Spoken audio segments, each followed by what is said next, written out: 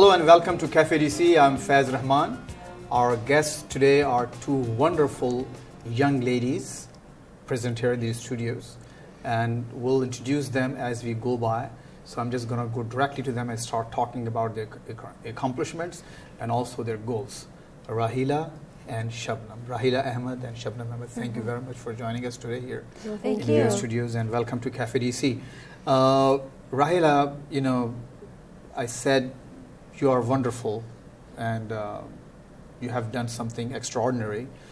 You've been elected, actually nominated as a candidate for your school board through an election, a primary. So you won the primary already, right? Yes, sir. A lot of, as of right now, we don't even know who is the nominee in the presidential elections, right? Mm-hmm. From the Democratic and Republican side, but you are the nominee in Prince George's County, Maryland.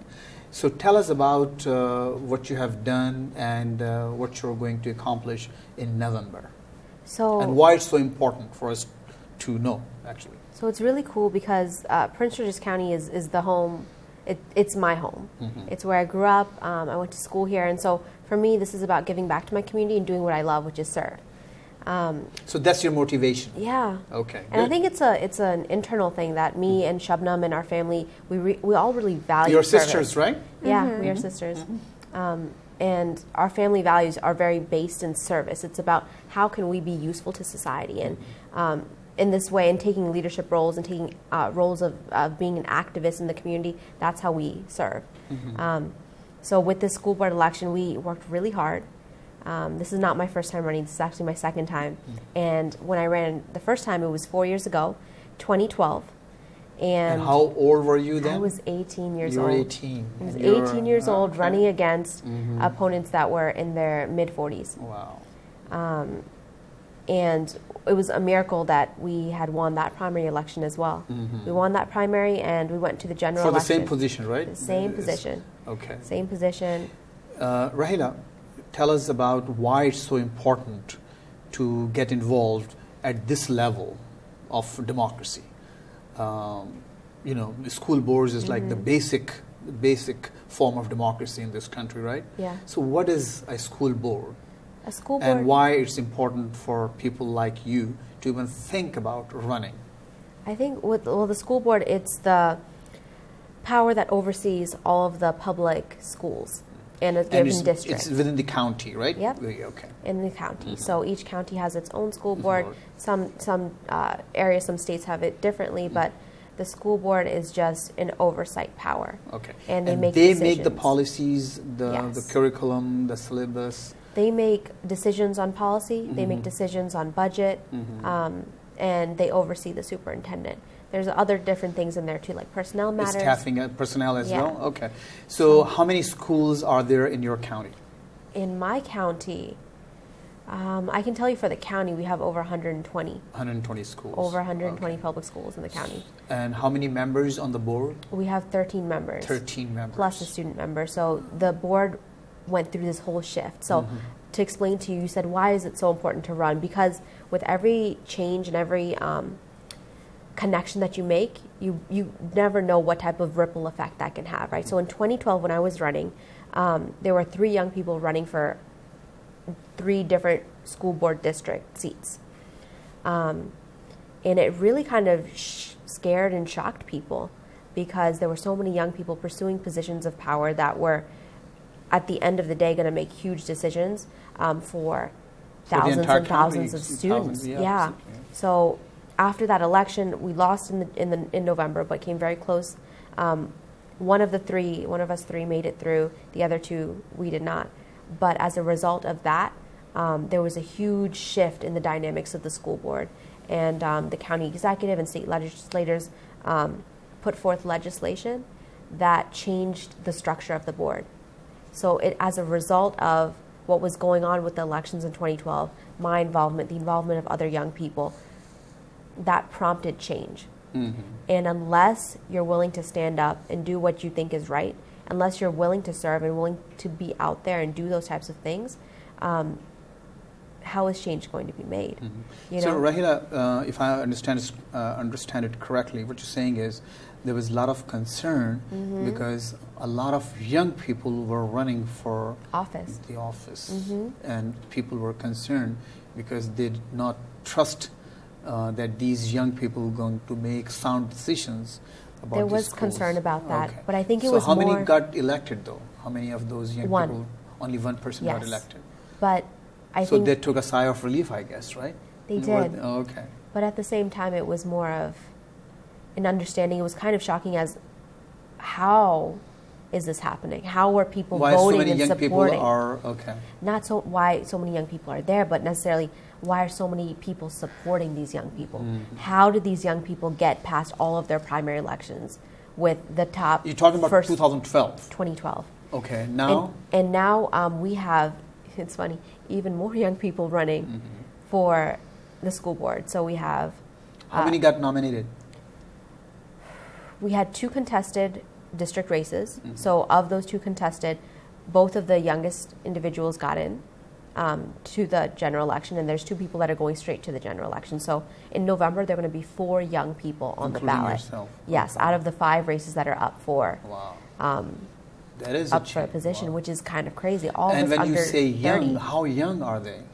I would be the youngest, so I'm 22 years old right now, and I don't know how young the oldest one is, but Yeah, it's probably under in their 20s, in early their 20s. 20s. Okay. Yeah, so that's kind of Yeah, that's it's a dynamic change. It's a movement almost, and it's cool to see that. It's cool to see that. So, how are you going to make decisions about so many sound policies, important, very significant steps that need to be taken?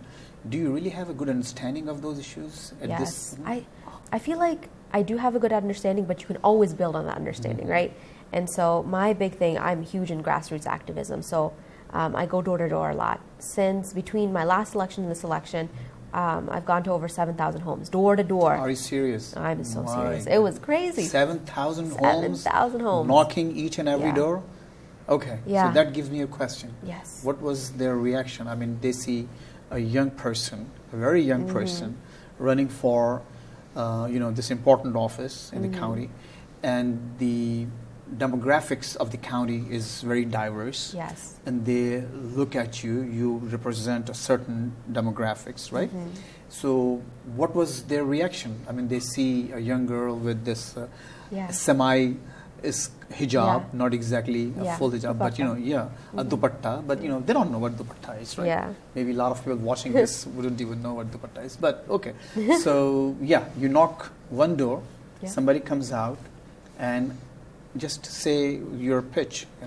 What do you say? I say hi. I'm opening my door, and then what you tell me? I say hi. My name is Rahila. Is this the home of so and so? And they're like, yes, no. And then after that, I just ask, well, I'm running for the school board in this district, and I want to hear your concerns. I want to know what it is that you feel is an issue with the system or a way that you think we can improve it.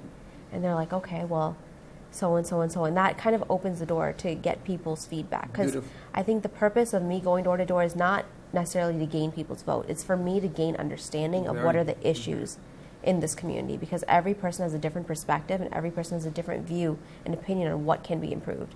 And I think it's really cool because I've heard so many different types of stories. I don't and think met even different types of presidential people. candidates knock 7,000 doors. No. That's a lot of doors. It is. It's a A lot. lot but, of knocking to do, right?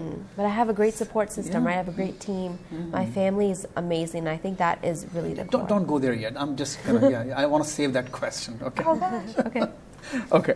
So, what was your bitterest, most bitter experience? Let's talk about the best experience first, the positive. Yeah. When you went somewhere, somebody just came out, and you're really, really happy to be there at that spot at that time. I think in this election, Shabna was actually with me, and we went to someone's house, and they weren't there, and there was a guy walking a dog, and Shabna went up and she said, "Hi, my name's Shabna. My sister Rahila is running for school board." And he's like, "Oh my goodness!" And he came and we had this amazing conversation, and then he told us that he prays every hour, 10 minutes before the hour, and that he would set aside 1 hour of his day, one of those slots for us to be able to grow and develop, and praying for our success. Wow.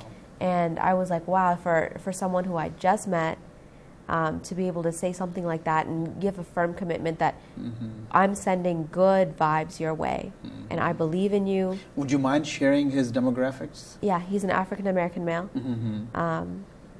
How old? 60s, I would say. Oh, wow. Right? I would think. Yeah. So it was just really, it was really inspiring. Inspiring, exactly. And the things that he was Motivationally saying, inspiring, yes, yeah, exactly. he just had a way for us to feel empowered as young women, as young minority women running and being active. He was just like, we Do you need like people this like word that. minority, by the way? I mean, you know. Do I like the word? Yeah. I mean, think this boxing thing, like putting you in that box, minority. And how do you feel about this? I mean, I think when it comes to identity, you have to understand who you are in the context of the world, right? You have to understand that people are going to see you one way, and you are a certain way, and unless you identify that, how can you be successful? You know, you have to acknowledge. Can you share what you with have. me, right? And we'll come to you. Don't, yeah, you know, please. So, can you share me 3 most important principles in your life when you thought of running?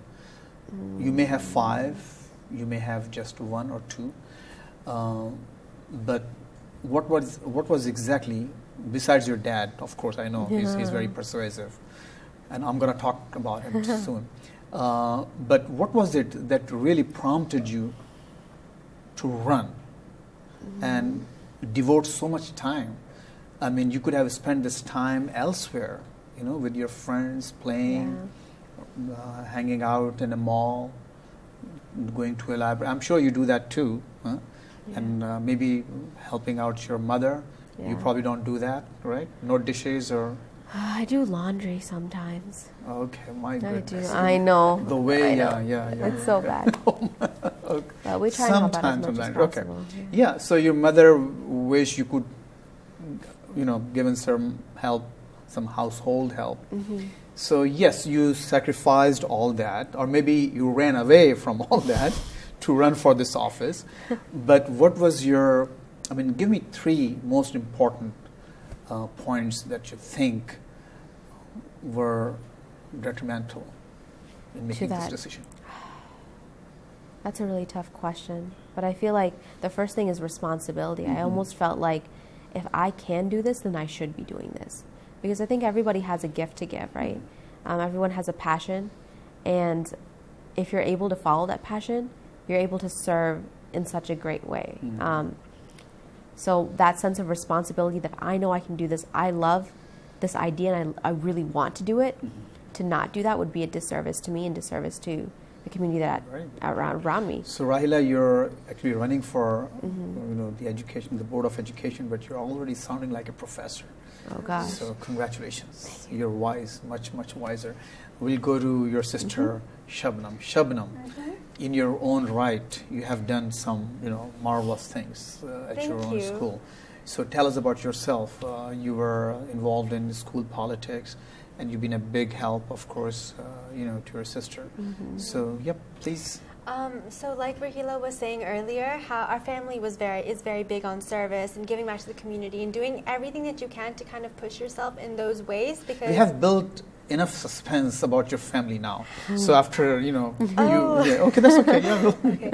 But what was really interesting was my senior year of high school, I ran for the Student Board of Education member. So kind of like what Rahila was saying earlier, currently we have 13 members on the board with the change of system. When I was there, it was 9, and I was the last person on the board before the system changed. And that's a very So this is amazing, actually. She's running for a position on the board, but even being a younger sister, you already served on the same board, but from a different perspective a different constituency had elected me. Yes. So I was a Student Board of Education member, and the student board only can serve from like 1 or 2 years. So you were one of 9 board members.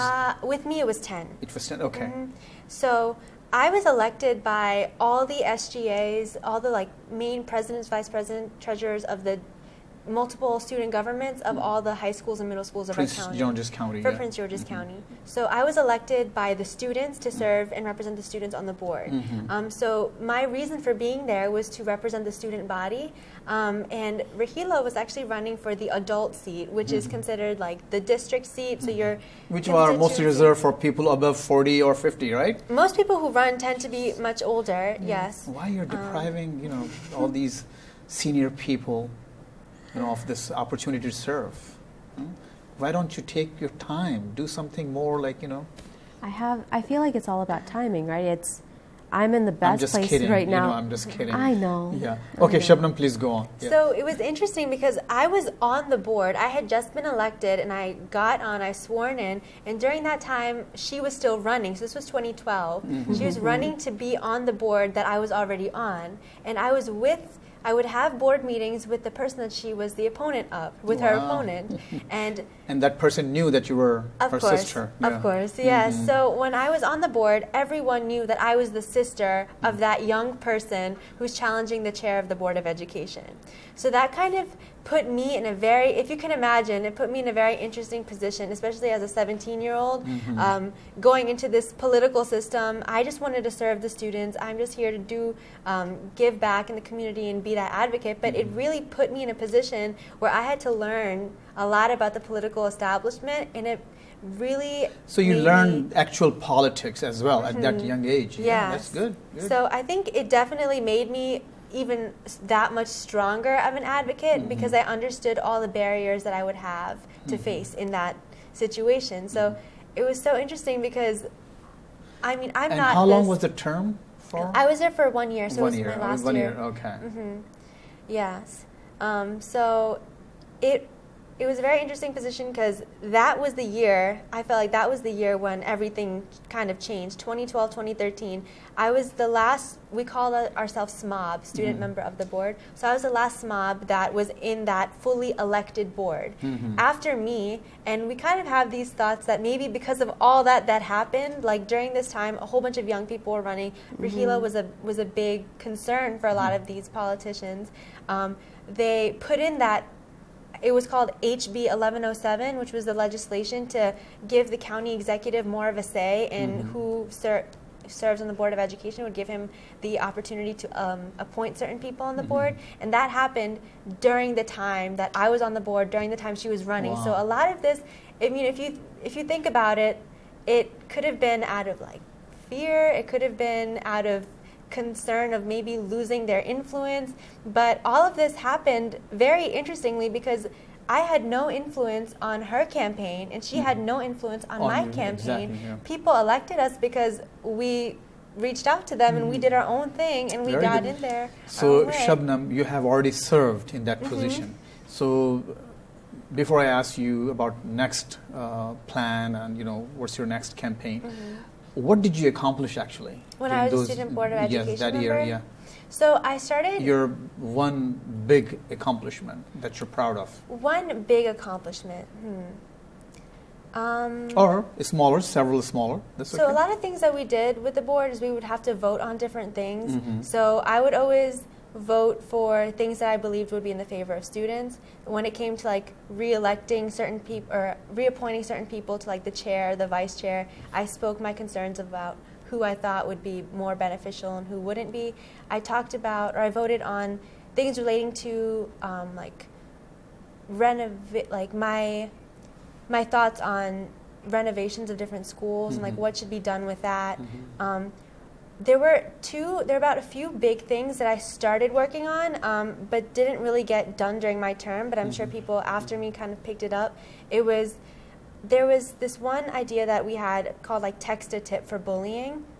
And we wanted to work with a vendor and kind of create this whole platform so that if there was a lot of crime, that was the one big thing in our county. We had about 3 or 4 deaths within that 1 year that I was serving on. So I was working with different vendors to work out different innovative ways in which we can report these types of violences within our school. And you continued to do it while you're also still at school and trying to Yes. get good grades and keep up your GPA. Yeah, What so was your GPA? I had a 4. If you don't have to, but Oh, I had a 4.5. Really? My goodness. So Wow. I don't know. I got really fortunate. I had a lot of support. And yours? Okay, don't mention. No, from high school it was over a 4.0. Over 4? Okay, good, mashallah, very good. Okay, I so now both of you mentioned, your demographics, right? So while you were serving at the board, of course, I'm sure you were serving as a mainstream American members and also a candidate. But at least, just by being there on the table, do you also serve the cause of some minorities in this country? They feel that, they've been not portrayed fairly in textbooks. There are misconceptions, misperceptions. Were you able to do or say something about that while you were attending those meetings? What's interesting is that our board is comprised of many individuals that identify with minority identities. So there's a lot of women on the board, there's a lot of African Americans. So there are minorities, and a lot of these individuals that identify with these minority identities are very aware of these things. However, you do feel the need to address certain things that address minority groups, not necessarily in textbooks. That wasn't the main focus, but in terms of working with programs in schools for students of immigrant families and opening up and creating workshops and programs and being mindful of certain populations of people in your county. Both of you mentioned now comes this part, the family. I've been saving it for the last weeks here. I know your dad, your father. He's been very active in politics himself, Shakur Ahmed. He has run for office himself, for a bigger office, for the delegate, for the membership of the Maryland Assembly. He hasn't been that successful as his daughters have, perhaps, but he has done a great job. So tell us about why he was such an inspiration. I mean, he's been posting on social media about you day and night, that he's out there erecting signs, and then the elections were over, so he was taking those signs out. Yeah. So the poor guy was like, I really sympathize with him and envy him at the same time, that he's father of two wonderful young ladies who have accomplished so much at this young age. So what part did your family play? Your mother is a pharmacist, and he's an entrepreneur, right? They all are very, very busy in their own professions. So how come they were able to give you so much time, devotion, inspiration, motivation, and also keep you well fed and well clothed? Now that you say that, yeah, please. I don't even know. I'm starting to think, how did Really? they do all that? Okay. Yeah. It was both of them. I really think a lot of it was our grandfather, our grandparents. Mom, Dad? Both of our Both sides, grandparents, okay. both sides of Yeah. our grandparents. Maternal or Particularly, paternal? Yeah, so both. both sides. Particularly, I would say my maternal grandfather. He was always very supportive. Always, actually, all of them, but. He's sticking out to me right now because currently, I'm thinking about your campaign, how Yeah. he was. He's always there. So what's your future plan? Let's start. I mean, sky is the limit. Yes. This is a country, we're so proud to live and call I came here as a young student, and now my children, of course, they're Americans, and they don't think anything else when they make decisions about their future or their goals. And of course, so is the case with you. What do you think? When Hillary Clinton becomes first president, any ideas for bigger roles, bigger offices, or you want to maybe pursue your studies? So tell us about your future goals for education and politics both. Yeah. I don't think I would, at this point in time, I'm not thinking of pursuing higher office, of pursuing further. I think that there's a lot of different ways to That's serve. a typical political answer. I know. If I you really ask a is. senator, It are you really going to is. run for president? No, I'm very much interested and busy with my job as a senator. I love my state. I'm not going to, because he knows that his voters are listening, Yeah. right? So so don't give me that political answer. Tell me exactly what you feel you're going to do. Well, for me, like you said before, Dad is an entrepreneur. Abu's an entrepreneur, and I love the appeal of that. I feel like me and my sister, our family, we're very idea driven. And whenever we find opportunity or we see something that could be improved, that's what we want to do. And we have the drive and big ambition of business, you know, some good startup, and then small, and then big, and then finance your own campaigns, bigger campaigns, right? See, I keep coming back to these. Shabnam, what about you? I'm in a very similar situation. So what I'm studying at school right now is global public health and development, and that's actually not a major that was offered by the university. I actually created it through a special program in our university so that I could take the courses and study the course that I wanted to. And I want to use that knowledge to either continue and get a master's in that field and build my knowledge and contribute in that way, or to use my knowledge and work with different organizations that work with development. Very good. At this beautiful note, we'll finish this program. Thank you very much. It's so wonderful to talk to you. Thank you. So inspiring, actually. I wish many young people can watch this program, and I make sure they do at least in this country. This was our Cafe DC for this week. Thank you very much for watching. I hope you'll have some comments and feedback for these wonderful young ladies. Please do offer your comments through our website, urduvoa.com. This is Faiz Rahman. See you next week.